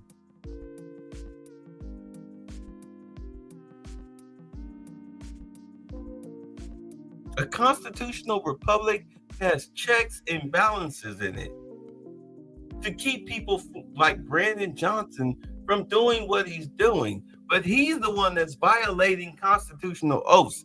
Him and Fred Flintstone there. Passing the buck onto the federal government. It's the federal government's fault why 50 plus people got shot this weekend. How? This has been a steady mainstream. This 6th grade school teacher turns a blind eye to YN criminality, young Negro criminality. Turns a blind eye to it. But he's not the only one. These Democratic mayors and governors, but most especially these mayors, they want these cities to turn into crap. They want them to fall. Mom Domney is the crown jewel of what they're trying to accomplish, which is communism throughout the United States by making these major cities that they're in charge of, they need them to fail. They need them to fail economically, and the only way you can do that is through crime. Through crime. You have to drive the businesses out. Therefore, you must destroy your tax base. And once you destroy your tax base, then that's when you start having government control of your grocery stores, of your healthcare clinics.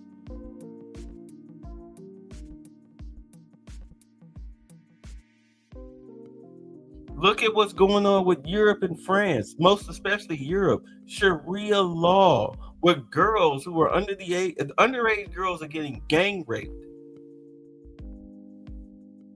And if the girl files charges, they charge the girl. Little 14-year-old girl was being followed by her and her 12-year-old friend.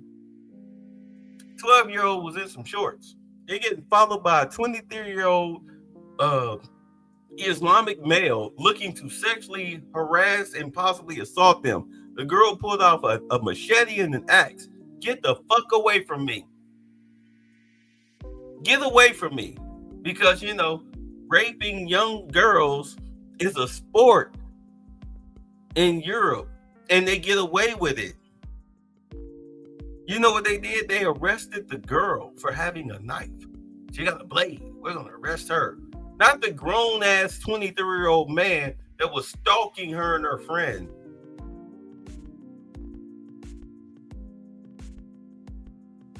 I mean, that's a common occurrence there. Something that was going on here with the South Americans who were just raping and murdering, but mainly raping these girls, these little girls. That was going on here. You notice you don't hear those stories anymore.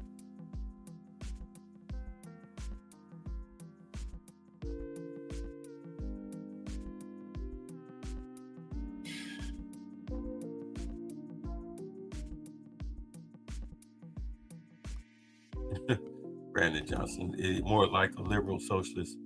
You say, meanwhile, Savvy Savs is putting out progressive narrative on Trump. Look at the UK. You know what? I saw that Savvy Savs did an interview with Amanda Seals. I watched about 30 minutes of it, and it was like, after 30 minutes, it was such a waste of goddamn time. I'm like, damn, you're not going to cover any of the issues? You're not going to cover how she was being emotional and psychotic, couldn't respond to anything that the black conservatives were saying or anything? You're saying that they had talking points. No, chick, they had facts, data, and statistics, and you couldn't counter it. All you had was emotionalism. I couldn't listen to that chick, man. Anyway, I'm gonna finish this in my Patreon. Here, let me throw the banner up.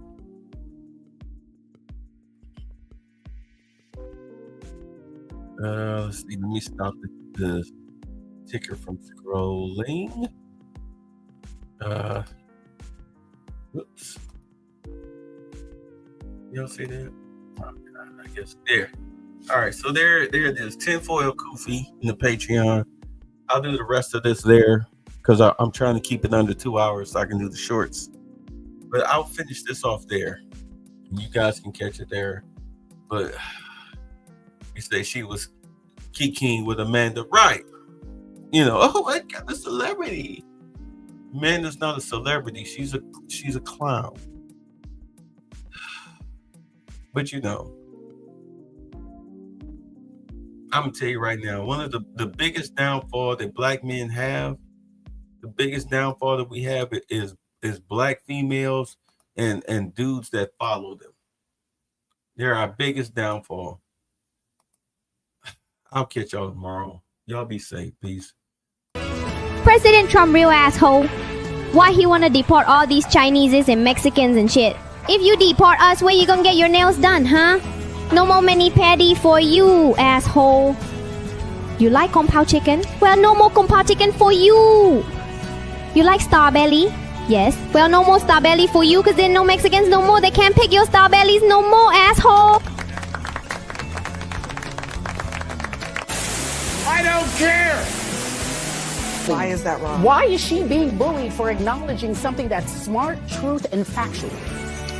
Well, a couple things. Number one, whether you're an athlete or anyone else, if I hear you use the phrase "my truth," I immediately then discount everything else you say, because there isn't my truth or your truth. There's just the truth. And when you start using phrases like that, it tells me that That's not true. Your brain has been captured by something that I don't really respect. That's not true. Number two. That's not true. RICO is not a crime. It is a category. What is the category of crime? One thing I'll just get a little emotional about is it does, as a woman, feel pretty. I feel like the humanity of women and their rights. But yeah, I mean, the white woman fake crime thing, I could do it too, but and then you just turn it off. No one cares. And even in the face of Trump and everything that he represented, that's a tough pill. Because y'all got false narratives out there, and y'all should be ashamed of y'all. Y'all black. Y'all are black. And y'all sitting up here beating and attacking on a black woman that's in power. Y'all should be ashamed of yourselves.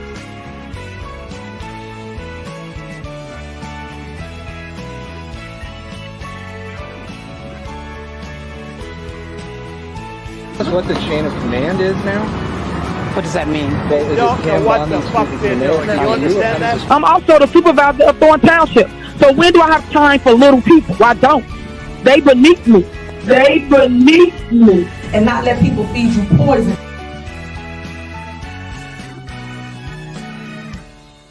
And if you really want to know who the criminals are in this country, you can Google it. You don't have to trust me. But the people that commit 80% of the most violent crimes in this country are white supremacists. Yet